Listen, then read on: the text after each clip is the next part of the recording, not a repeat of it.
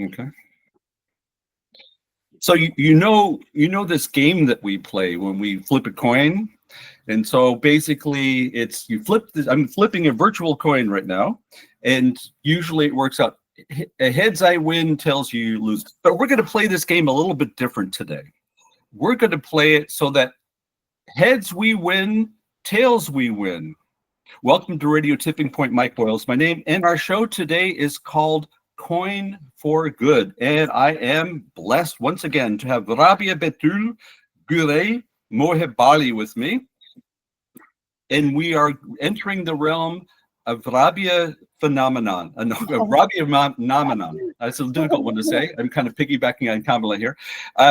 Rabia, first of all, thank you very much again for joining us. And what I understand, we will be entering the realm of SDG 11. Is that correct?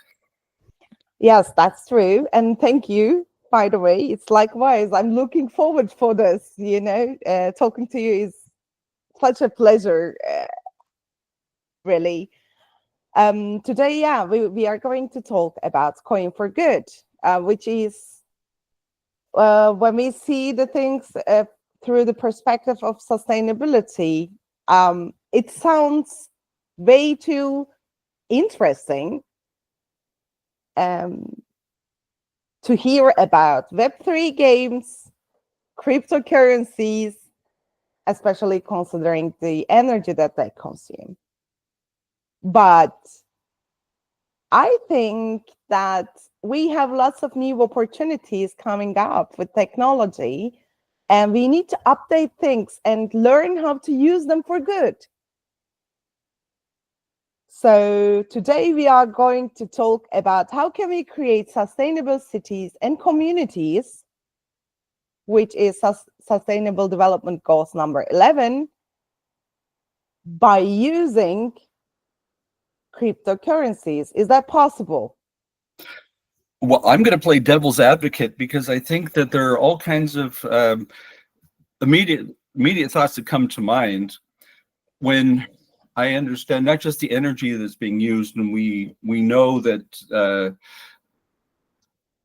Bitcoin mining or mining as such, let's say crypto mining, is one of the three largest consumers of energy in the entire world.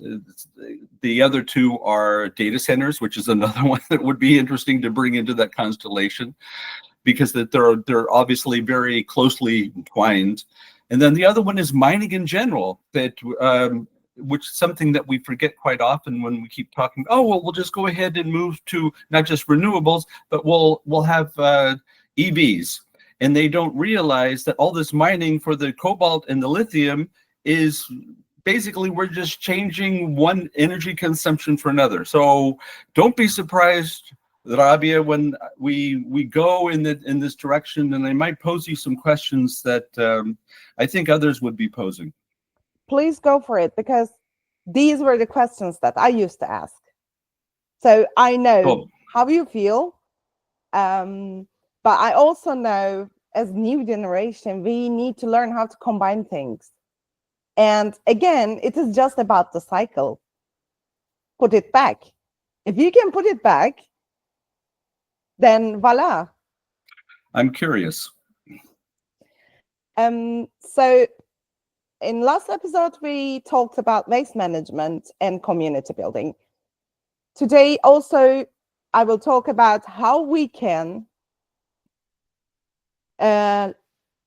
lead the way through people, carbon offsets, and carbon economics, carbon finances. In Zero Waste Neighborhood Project, what we were doing was building community that is managing the waste all together, developing products, and getting awarded via their upcycled waste, which is totally new product. So stage 2 would be the measuring the impact part of it. So we were doing it via these compost cards and giving them points. And it was good for both sides because we were measuring our impacts. Meanwhile, they were getting points and they were getting awarded. So it's the same strategy again. Give it back. Put it in the right place. If they are working so hard to collect their waste, to manage their waste, even to separate them to the single useful materials, such as like, oh, nutshells are here, eggshells are here. Oh, we already sterilized the eggshells, or I don't know, like this is organic waste to be composted. These are my glass jars, And normally we have big facilities who are doing this. And the energy that these facilities use via the mechanics, robots, and machines is way too much also. But what about your neighbor just walking to your community center and bringing them to you separately? So here we see that how we minimize our emissions since from the beginning. Yes. Okay, I'm totally with you there, and I agree wholeheartedly. Just as an example, and certainly people listening should be familiar with it, perhaps maybe not, that starting on the 1st of January here in Austria, we will have a deposit on all bottles and all plastic bottles, I'm not quite sure all of that will be included, but the idea is if you put a deposit on all these things, then people automatically have an incentive. So we're kind of talking about the same thing. I mean, these should be basic elements of the circular economy, right? And so they feel that if indeed if you pay something on top to actually receive the goods, and if you can get something back, then people will save them and they will ensure that they will be brought back. But the question that I have for you is, so that's all great, but you don't need technology for that. You can just go ahead and put a price tag on it, and perhaps you might go ahead and say, well, technology helps keeping this in track. But we have an analog process. You're describing an analog process. So where does the technology fit in? So the next stage would be taking all this process to mobile apps instead of using compost cards or different cards. So it is easy for us to measure our impact. Meanwhile, it's easy for them to track their points. And after the mobile app, there will be coming this mini gaming platforms that are teaching people SDGs, both for kids and adults. So there will be these little tasks that they are learning about SDGs, about human rights, about sustainability, but we will give them actual tasks. So those points will be integrated in the Web3 game at the same time. Because what we are missing here, okay, I see, gaming industry is also consuming energy. But what is the difference between Web3 gaming platforms is it is about community building. So here starts another journey. After people start to play this game, they will, like the world will know about the movement that this is possible. We can manage our waste all together. We can step forward for change. And also, according to our analysis on Web3 game platforms, and especially that are related to like Web3 game platforms that are rewarding with cryptocurrencies after some time, what we noticed, there are almost no European people playing these games. Okay. There are almost no first world countries playing these games, and they even don't know about them. The people who are playing these games are people who live in the conflict zones. Any thoughts why? Because they need money. Because they are struggling. They cannot find any solution. So what they are doing is using their mobile apps for I don't know, for 10 cents maybe at the end of the game that they will earn. So this has also the humanitarian side, because today it doesn't mean if we don't know about Web3 games here, it doesn't mean that those people are not playing that game and consuming more energy. It is happening already. Why don't we use it for good? Because this is the conflict areas like Middle East, like Africa and Central Asia, like they are facing desertation. The climate change, the beginning point of the climate change is described as Middle East. And those people are playing Web3 games. So do you see the relationship between the climate change and Web3 game platforms and cryptocurrencies? And can I ask you a question to that? Do you have any visibility as to what the volume may be? How often is it being played roughly? And what kind of, can we quantify the benefits that these people coming? Because you know a lot about this. I could already sense it. I can feel it. And so I'd be really curious to know more about the volume and, okay. I'm one of the players. Okay. And I started to play this game because we couldn't open our shop for 6 months. So I know what is the psychology behind of it.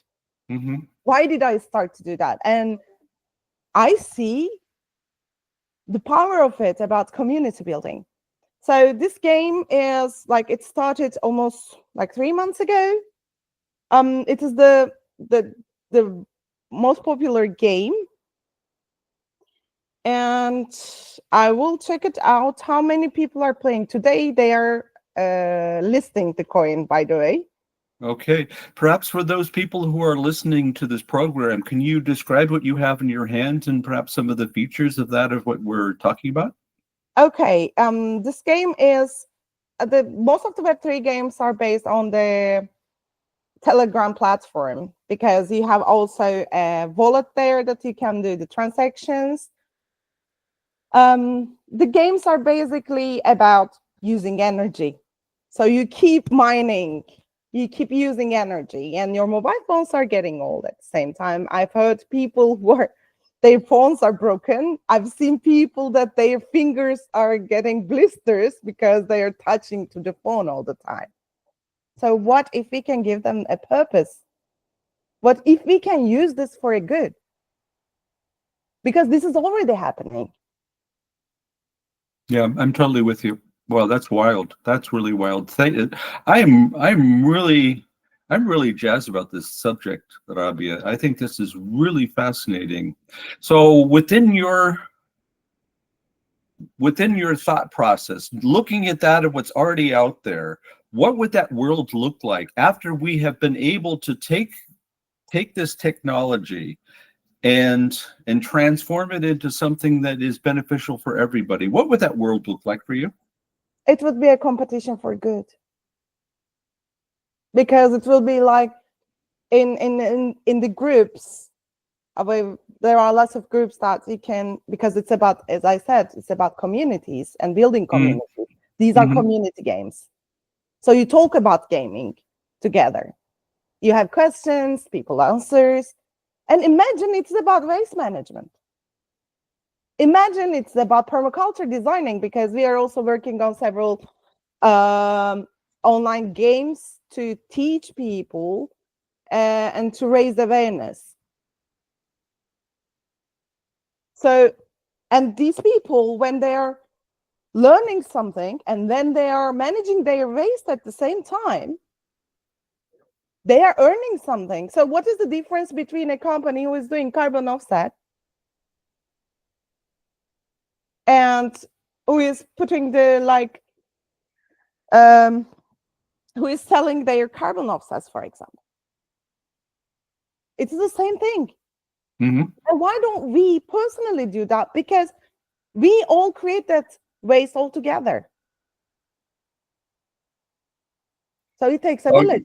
Why don't Oh we yeah, do this? of course. We're talking about so many, the inequality and the unfair distribution, and how we have models that perpetuates this unfair distribution. And what you're talking about is the great equalizer. Exactly. Yeah. So inequalities. This is about all SDGs actually. This I project. would say so. So no poverty, zero hunger. Because Yeah. if we can start the stations like Annapurna, like we did in different parts of the world, and it's possible, we are already getting lots of questions and collaboration offers from people in Africa about waste management. In India, for example, they're asking like, how can we make this, build these stations here? How can we make it beneficial? And those entrepreneurs need to get benefit from it. Because I know that being a social entrepreneur and being a social innovator, it already takes a lot from you. And it's really tough to have the balance of give and take. And because your character is already shaped as a giver, you forget to take, and you end up in... More truer words were never spoken, Rabia, what you just said, because people think that they don't have the right to take, only to give. And this is also about, that's why we are not aware of our human rights, and we are not noticing it. Like, I have right of education. I want to tell you a story. A couple of days ago, one of the very well-known climate activists, who is almost 18 years old now. No, this year she turned 18, and she was already a TEDx speaker 3-4 years ago. She's really active. And she is one of the ambassadors of UN Women. She works about feminism, climate action. They start the Climate for Future here, and so on. Well, her exam points were great, so she wanted to study specifically sustainable agriculture. She wanted to do that. And there were only several places that she can study. It wasn't even sustainable agriculture, but kind of related. She got into the university. She got 50% scholarship, but she still needs to pay a lot. She called me crying. And she said, I'm so embarrassed to call you for this, but I don't know what to do. And she said, like, I'm so embarrassed that I couldn't do my best, this and that. And I said, you don't have to be embarrassed. Look at your success. I'm looking at your CV. You should be given that place with honor, This is the right of education is taken from your hands. And this is how you feel, this shame inside of you, instead of, it is not about you. You are victim of not being able to access your rights. So Yeah, completely. So no poverty. It's like, it's touching to education. It is also about building communities and connecting each other. So it's SDG 11, SDG 1, 2, 3. You can make different apps for the water, sanitation. And guess what? Okay, we all offset the carbon of the world personally, one by one, and then it becomes a community. And then what? Well, it's obvious that personally, I don't produce as much as carbon emissions as industries. So how will they offset it? They can buy from people. Mm-hmm. And I think if you do it right, that you can use it as a means of what I'm going to call inverse knowledge transfer. What do I mean by this concept, inverse knowledge transfer? Because we always think of this knowledge is coming from up above, and we are the ones that that take on this knowledge, absorb this knowledge.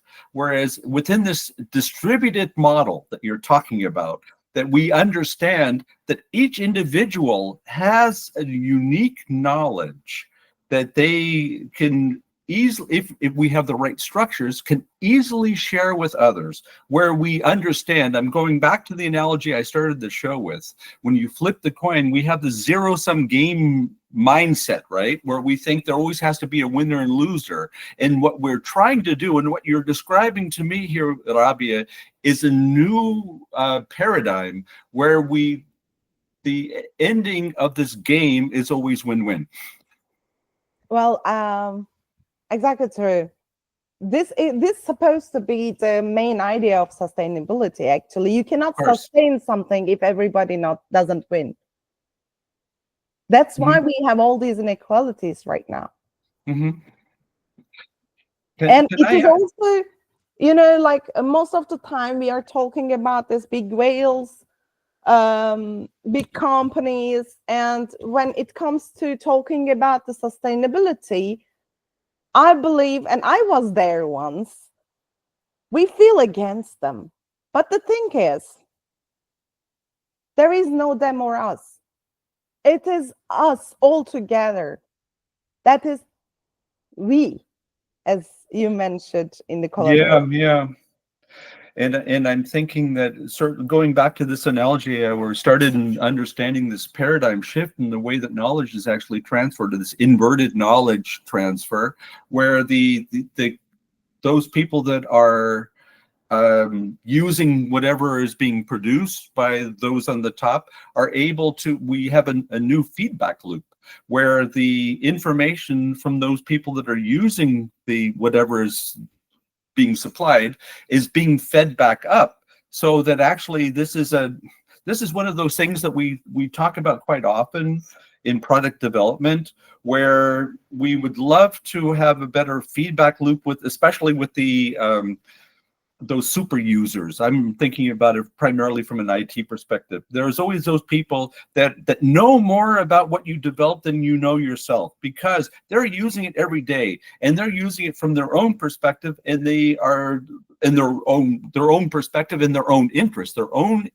personal interest. Whereas you developed whatever it is, thinking in a certain way, in appealing to whatever groups, whereas the actual user is looking at completely different. That means that there are all kinds of added benefits from what you delivered that you could never know. You can never know that because you are looking at only from your perspective. But if we create a new model where it's a continuous feedback loop between those that are using it and those that are producing it, then it's no longer user and producer. We're all producers.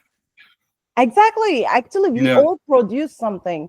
That is something that we should notice. Like last time when we were talking, I didn't want to say consumers, remember? I said users. Because here is the thing. It is a cycle. This is the key about circular economy. This is the key about the balance of the world. It is not, I believe that even the shape of the planet Earth is inspirational for us. It says something to us. It's a circle.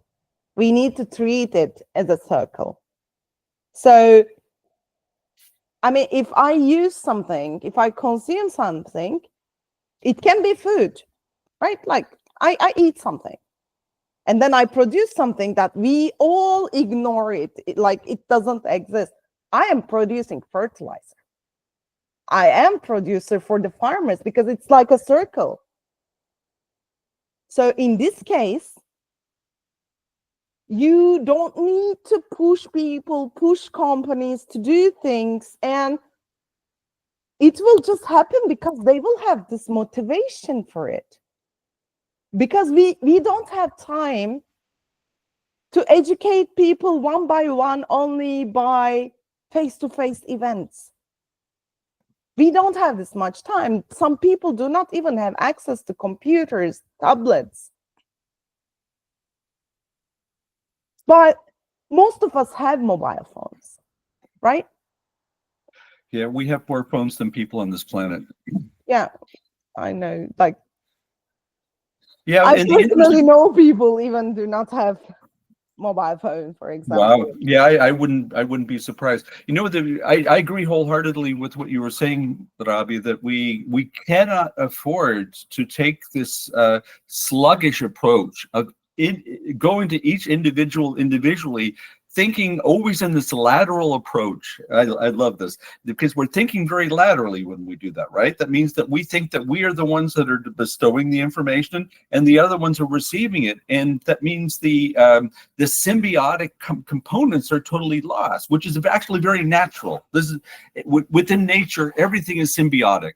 And the problem is that because we've divorced ourselves from that way of thinking, because we feel that we lose control and it's not being productive. In essence, the control was an illusion, and nobody can tell me this is really a productive way of doing things. But it's just because we've entered this path and we think that that is the only path that there is. We are not capable of understanding there is another way, but we've known it the whole time, right? Yeah. And also what I noticed via my journey till this time, the things that I am not open, that are like the things, new things that I don't feel open. You could have heard, you should have heard me 5 years ago what I was thinking about cryptocurrencies and the energy that they use. I was like, but today, from this point, I notice, let's make peace. As I always say, the problem is, the solution of the problem is always inside of the problem. That's a nice phrase. Always inside of the problem. So we need to embrace our problems. And believe me or not, this way of thinking is inspired by permaculture. So I'm using permaculture basically for crypto economy. Mm-hmm. I'm applying that to there. That's why when people ask me, like it's often being asked, oh, what is permaculture? It's something about agriculture, right? No, it's about life. It is your lifestyle. It is the way of thinking. It's circular thinking. Not only do I agree with you, but I'm not sure if you're familiar with the Transition Network. This was something that was started about, I want to say, over 20 years ago by a gentleman by the name of Rob Hopkins, who was a permaculturalist and went to Kinsale, Ireland to work on trying to develop a method of ensuring that what we have locally is what we end up using. And through that journey, they were able to realize that there's a lot more that they can use than they ever realized. It's right in front of us. And the problem is because it was so obvious, it's right there, we don't see it. And so what Rob did was they, together with the others, they developed this method based on permaculture, utilizing that of what you already have and not what you don't, and understanding that you have everything you need, and that's really the key. And it's one of the reasons why it doesn't really we struggle with this within our economic model, because it's always about creating this demand, whereas in essence we have everything we need. We just need to use it properly. So to continue with the story, so what Rob did was, with the others, they went to the municipalities of Kinsale and explained what they were doing, and were asking for not just support but the intention that others can use this knowledge that they were able to collect throughout this time. And the municipality said yes. So that meant that they were from a bottom-up movement. There's a great example. So they were able to take it and spread it out throughout the entire community. I'm not quite sure what the status is right now, but let's continue with the story. So Rob ended up going back to the UK, and of course he was filled with all these ideas that he had, and ended up in a town called Totnes, which is in a somewhat poor area. We have pockets within England which are actually very destitute. And basically it was all tied to understanding who the people are, what their needs are, what do they already have, and start working with those things that you have and just doing it. and they were, and it was a big success. It was a big success. Nobody realized that it was possible, although the problem is that it was right in front of them the whole time. The problem that the transition movement had was that then the rest of the world found out about it. It was not quite 20 years ago, maybe about 18 years ago, 16 years ago. And then they got bombarded with all these requests of how did you do this? And I think they're still struggling a little bit with this concept. But it was a great example. Sorry, it went on a little bit longer than planned. But I think it's an interesting example to support exactly what you said, that permaculture is a way of thinking, it's the way that we live. And the sooner that we realize that and we make it as part of our daily routine, the better off we're going to be, right? I agree with you. And I want to ask you a question, Michael. Sure. First, do we have a kid, or do we name the kid and we have a kid? I'm talking about the first moment when it exists. Or first, do we see an object and then name it, or we name an object and then create it? Ooh, I bet you that's very cultural, because we have, if we think of societies where we take things in a much more spontaneous approach, in other words, it's not one thing after another, which is perhaps seen as being very linear, then I could very well imagine things that pop up, and then you said, oh, then we do this. This pops up and said, oh, we do this.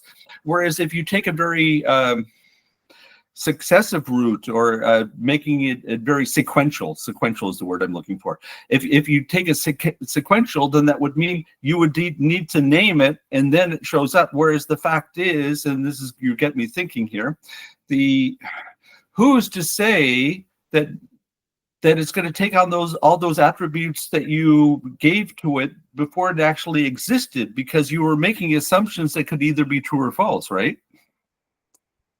Yes, but can we keep it more simple? Like, can we name apple if we have never seen apple?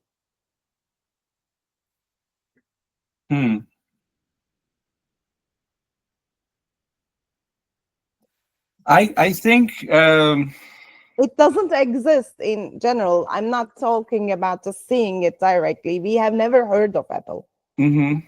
There is no apple existence in the planet Earth. And yeah, if we I'm going to speak in IT language. If we look at the name Apple as being like an external label, that means something that you put on it could theoretically be changed, but doesn't necessarily explain the consistency of the apple per se, then I would say it doesn't really matter. But the real key is those things that are to be found within the apple, that if we assume that that knowledge that we have of the apple, now we're getting really esoteric. Now the components to be found in the apple, that we assume that we are only aware of those components after we've seen it is erroneous, because that is to assume that the only way that we share information is by that actual physical, immediate visual contact, whereas we share information in so many different ways that we cannot even imagine. So I don't know if I'm answering your question, but for me, that it takes me down this avenue where I think that part of it is just accepting that we know, accepting that we are part of something, accepting that if you let it work, it will work. And here we see the complicated thinking skills of humankind. We always think more complicated. Yeah, we do, because we think the bigger is better, and complicated is better, and we need to get to the point of just understanding better is better. That is also kind of dilemma of people who are well educated, because we cannot deliver the information to the others in a simple way, and they don't understand. Yeah, and I think it's a shield sometimes that the complexity is a way for us to hold people back from realizing that maybe we don't know as much about what we think we do, or what we're talking about as we think we do, and the complications that camouflage. Whereas the real knowledge is if you are able to take something that's quite complex and explain it in a simple way. And when I say simple, I'm not being simplistic. You get to the point, but it needs to be in a way that confers knowledge so that people immediately understand, because that's the only spot where you actually find the value of the knowledge, right? Right? Yeah. Because I believe in honoring objects, honoring essays, honoring books, honoring something, which means it's created for a purpose and it should be used for that purpose until the end of its life cycle. It's the same with academical articles. And in our first talk, we talked about like what is the benefit of the public if nobody reads my article, only except a couple of academicians. So these gaming platforms is a great motivation for learning also for the people. Just Yeah, of imagine giving course. these cards with just simple sentences. Like, because here we see, I mean, people forget the things that they read easily than the things that they hear, and then comes the, they apply. So here, how many times do you keep showing the people the same information via interactive gaming platform? Mhm. Yeah, no, I'm totally with you. Perhaps if we can talk a little bit about what that vision is for you and how far we are from making that a reality, because I think that I'm hoping that we were able to pique the interest of those people that are listening to us and perhaps even watching it at a future point, so that they would say, yes, I want to be part of that. They want to be part of this.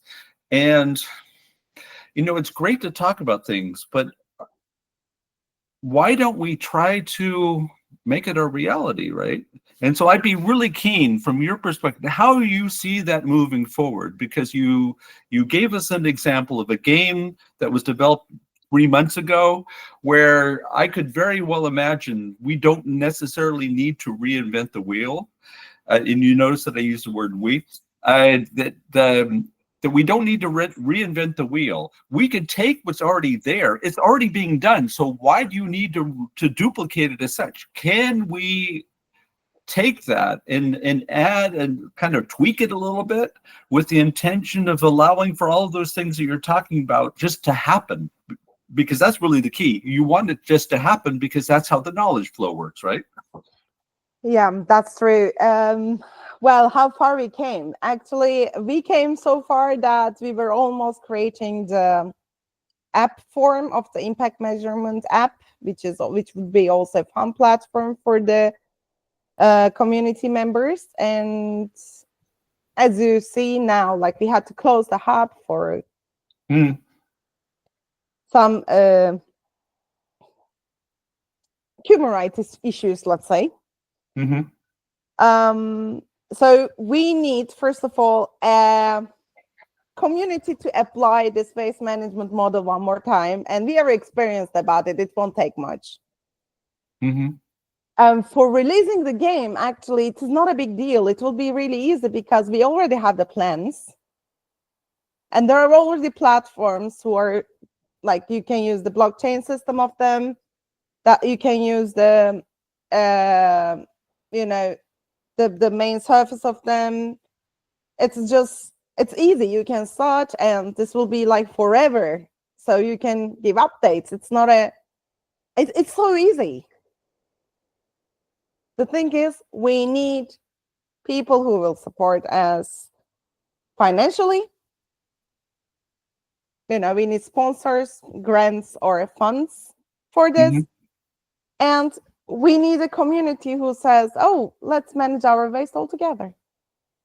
Well, it sounds to me that the latter, that being the community, is already out there, because you, in the beginning of our conversation, you described a situation where that these games already exist and that most people in the Western world, quote unquote, are not familiar with them because they might not necessarily find the necessity of using something like that because they're not in a conflict zone. And those that, of course, are in dire straits aren't given too many options. And so if it's either giving you this option or you have no option, then what's your choice? It's quite clear. You're going to go to whatever option is, which is available that will allow for you to make some sort of progress. So I tend to think that community is already out there. I think the question would be, so how do you tap into that existing community and give them that an additional option where not only are they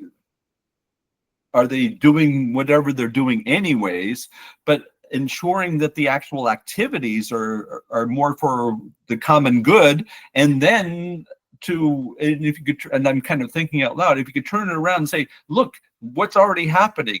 Could you imagine how many problems we can actually solve in the world if we were able to expand this to let it become scalable? Your thoughts? My thoughts, I also agree with you. I believe that communities are out there. It's not also the community sustainability businesses out there, like consulting companies, because they're also having, like, we all do this business actually. This is business for some people. This is job for some people. Again, it's like the warm earthworms inspiring me. They just exist. And that's their job. They make their life with it because they fix the element cycle all the time, you know? They keep the balance, they give and take. So everything exists. The only thing doesn't exist is the problem. The solution of the problem is inside of the problem. We are trying to solve the inequalities and we need funds. Yeah, but yet full agreement. But I have this scenario in my head. I'd like to test it here, and so we have gaming. Gaming is nothing new. Certainly in this forum, we've made it more equitable in the respect that before you used to have a gaming console and you needed a lot of money to buy the equipment, and then you had to pay for the games. But we have changed the constellation completely in the use of mobile phones, and that is all done as an app, and they're pretty much for free, or they can be for free, or people are using it for free, or perhaps the monetization doesn't work as a typical transaction. But from going back to your example of people expending energy so that the monetization comes from there and not here, something like that. So let's stay with this analogy, and we look at developing this coin for good, and we know that the model itself will work because the way that you describe it is quite clear.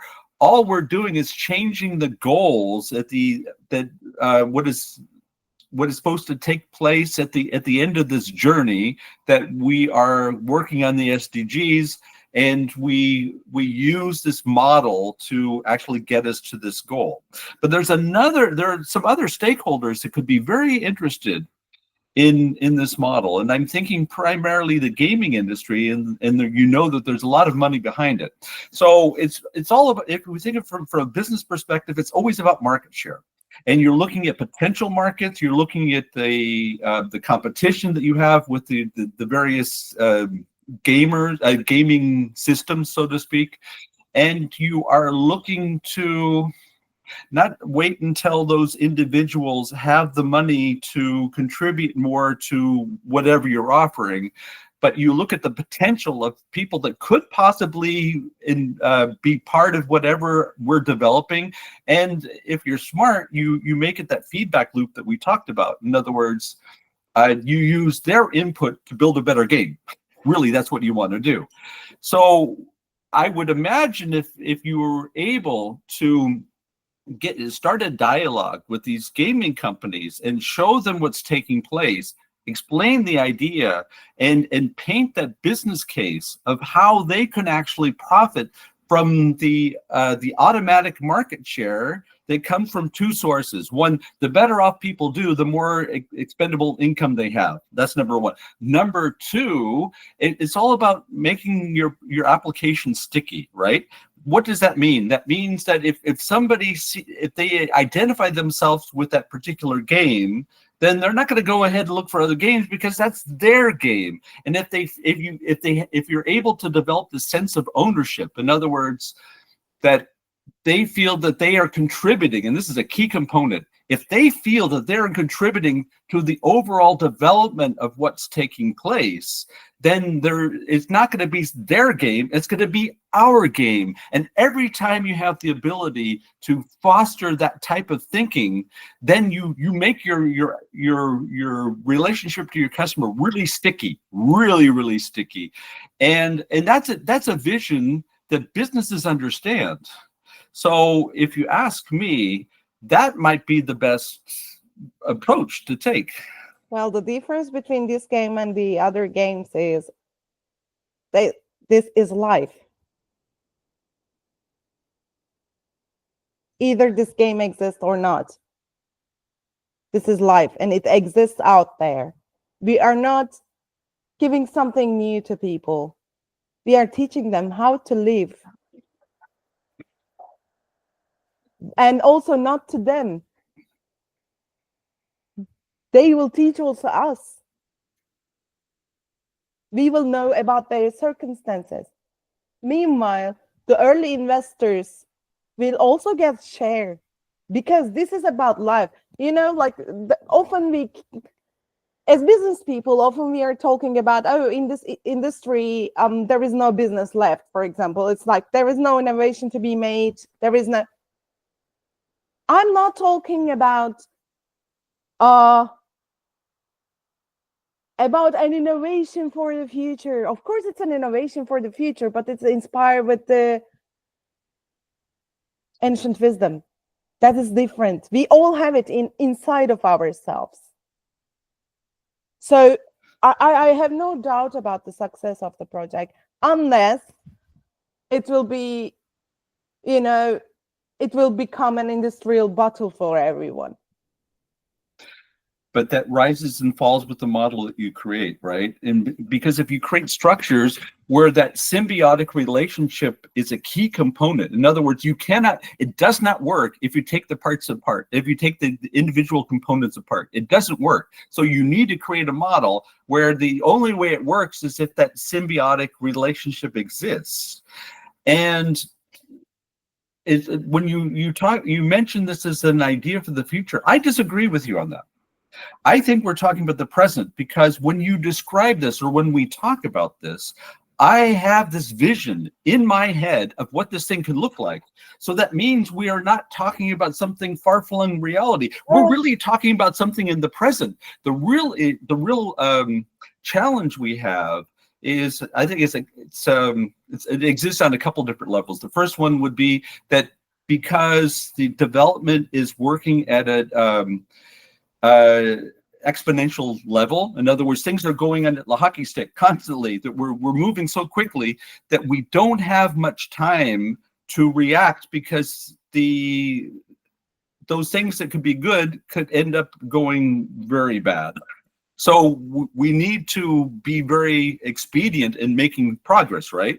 Number one. Number two, I feel that we're at an inflection point with everything that's working, because as I'm just piggybacking on what you were talking about, Rabia, where we feel that we don't have any innovation anymore, which is of course BS, because the real problem is that there's no innovation. The problem is that we've lost the capacity to actually see what's right in front of us. And you've given us all kinds of examples of exactly what we're talking about. That's really the problem. It's not the innovation, it's the ability to actually see what is obvious and apply it in a way that becomes universal, and it can be very effective. We need both of those components. So I personally think that the biggest benefit would be for those groups that would be keen on that market share and would be keen on a new model, and that would be forward thinking. The organizations would need to be forward thinking. But let's be honest, we're not talking about rocket science here. I personally believe that these are arguments that you can make, and I would be really excited about giving this one a go and seeing where it takes us. That would be nice. This is also, when we talk about symbiotic relationship, I want to say that, it could be used as even personal impact measurement app. It could be impact measurement app for the companies. Like, as a sustainability consultant, I know you ask for the information for the data. They come really late to you. Like, it's tough to put all these information there. Let your sustainability manager play the game in the name of your company. All the data is there, and your team will have fun with this. At the same time, while you are measuring your impact, you know about all your scopes or like life cycle. You can track your product. Last time when we were talking about communities, like, you can keep developing this game. And it is okay, it's named as game, but as Shakespeare said, like, life is a theater stage in general. This is a game we are all together playing. And what I noticed about this, about industries, when they talk about community in their impact reports, again, it's not only your personnel, your team, your community. We are all your community. It is not, maybe I'm not your target, but my kid will be your target. My sister will be. My friend is. Or maybe today I don't need your product, but tomorrow I will need. So we are all together a community. We need to see this. We don't have different communities, thousands of communities. We are one, all in one community, one family. So this will give you like, we can track everything via this. If I can add something to that, Rabia, I think the games are, we have this idea that games are to be played individually, and very often that was been intentional so that we can play people off against each other. But we know that the most beneficial games that can be played are always together. In other words, it's something that we were able to do together as a team, and we understand in performing the actions as a group or as a team that we're able to accomplish much more than we ever would be otherwise, simply because each one has something to share, in which we can never do on our own. And so I'm firmly convinced the most beneficial game for all players are those games that we play together. And so it's less about the competition, but it's all about doing it together. I'm firmly convinced. And I think that, development takes place on different flows, and very often we may or may not be cognizant of the flows that are taking place. And I'm just going back to the beginning of our conversation. You're talking about something I was not aware of.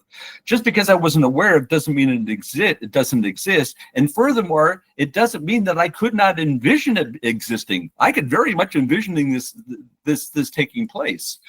So this all sounds very logical. It's just raising awareness and utilizing those things that are already there. We're back to square one. It's just like a scenario, and experts and folks working all together. This is all about this. This is not like we live in our amazing, beautiful, charming castles, and it doesn't work like that. Yeah. That's why, Yeah, I like, agree. I mean, the thing about the products in general, when we create a product, we need to see the needs of people. It is, in general, the main problem about us is we lost empathy, kind of. We lost our connection with the nature, which was feeding us in the sense of empathy and in the sense of thinking just simple. This is just a simple thinking. It's so basic, simple thinking. And also, you asked me the question, how many people use it? I was searching for it right now. In the September, about this game that I'm talking, 300 million total players they have. Wow. Those Wow. 300 million people, if they would compost only 1 kilogram of organic waste till now, only one, they just entered the game once. As always, Rabia, we're reaching our witching hour. So perhaps maybe if I can give you an opportunity to share some closing thoughts, and then we'll continue in our next rendition. Okay, I believe that life is a game that we play all together, and just keep it simple, and we can do it all together. Full agreement, and I look forward to continuing our conversation in trying to make such innovation a reality. Rabia, thank you very much. I'd like to thank all of our listeners today, and hope you were able to get some added value out of that, what we talked about. I certainly got all kinds of added value out of it, and look forward to a continuation of our conversation. Sorry, please. By the way, if anybody who is listening this would be interested in taking part in the project, or for investment, or sharing thoughts, or building communities, you can reach me via my LinkedIn, and please do that, because we are looking forward to go for it. Right, and of course, we should never forget that call to action. So I'm very appreciative, Rabia, that you were able to add that. Again, thanks again for everything, and we look forward to the continuation of our conversation coming hopefully very, very soon.